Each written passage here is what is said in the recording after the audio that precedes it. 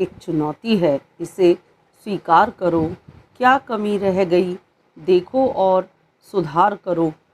जब तक ना सफल हो नींद चैन को त्यागो तुम। संघर्ष का मैदान छोड़कर कभी ना भागो तुम। नमस्कार बच्चों, मैं निधि अग्रवाल आज आपकी अध्यापिका आपको सूरदास की झोपड़ी पाठ के बहुविकल्पीय प्रश्न, जिन्हें हम MCQ कहते हैं इंग्लिश में, वही बताऊंगी। बच्चों, पाठ का सार तो आपको अच्छे से समझ में आ ही गया है। सूरदास की झोपड़ी, जिसे लिखा है प्रेमचंद जी ने। अब आपके सामने प्रस्तुत हैं इस पाठ के बहुविकल्पीय प्रश्न। प्रश्न नंबर 1, सूरदास की झोपड़ी पाठ के लेखक कौन हैं? रामचंद्र शुक्ल, प्रेमचंद, जयशंकर प्रसाद या इसमें से कोई नहीं। प्रश्न नंबर 2, सूरदास की झोपड़ी में प्रेमचंद ने किस व्यथा को अंकित किया है? दलित एवं शोषित जनों की व्यथा को, शासक वर्ग के लोगों की व्यथा को, सामान्य लोगों के वर्ग के लोगों की व्यथा को, या इसमें से कोई नहीं।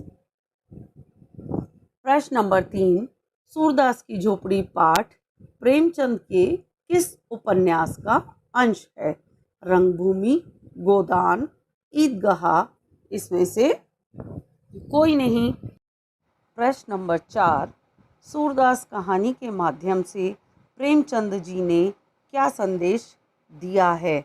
उत्तर देखिए बच्चों, बिना किसी लालच के कार्य करने का संदेश, बिना किसी स्वार्थ के कार्य करने का संदेश, उपर्युक्त दोनों, या इसमें से कोई नहीं। प्रश्न नंबर 5, सूरदास कौन था? एक अंधा भिखारी था, डॉक्टर था, इंजीनियर था, या इसमें से कोई नहीं। प्रश्न नंबर 6, भैरव कौन था? एक अंधा भिखारी था, एक किसान था, एक धनी था, या फिर एक सामान्य व्यक्ति था जिसकी सोच नकारात्मक थी। प्रश्न नंबर 7, सुभागी किसकी पत्नी थी? बहुत ही आसान है बच्चों उत्तर। सूरदास की, भैरव की, जगधर की, या इनमें से कोई नहीं। प्रश्न नंबर 8, जगधर कैसा व्यक्ति था?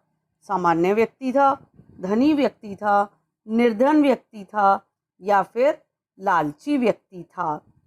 सूरदास के एक गुण को आप बताइए, वो कैसा था स्वभाव में? तेज दौड़ता था, एक दृढ़ निश्चयी व्यक्ति था, डरपोक था, या फिर चोर था? प्रश्न नंबर 10, भैरव ने सूरदास के घर में आग क्यों लगाई? धोखे के कारण, मित्रता के कारण, खेल में हारने के कारण, या फिर ईर्ष्या के कारण?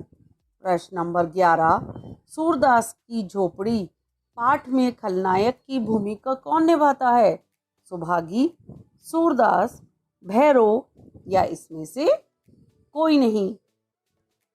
प्रश्न नंबर 12, हम 100 लाख बार बनाएंगे, यह कथन किसने कहा बच्चों? ध्यान है ना आपको? बताइए, जगधर ने, भैरव ने, सूरदास ने, या इसमें से कोई नहीं। प्रश्न नंबर 13, भैरव के पास रुपए देखकर जगधर का मन कैसा हो गया? जैसे छाती पर सांप लौट गया हो, मन खुशी से झूमने लगा हो, या तारे जमीन पर दिखाई देने लगे हों, या इसमें से कोई नहीं। प्रश्न नंबर 14, सूरदास ने झोपड़ी की राख में क्या टटोला? किताबें, रुपए की पोटली, गहनों की पोटली, या इसमें से कोई नहीं।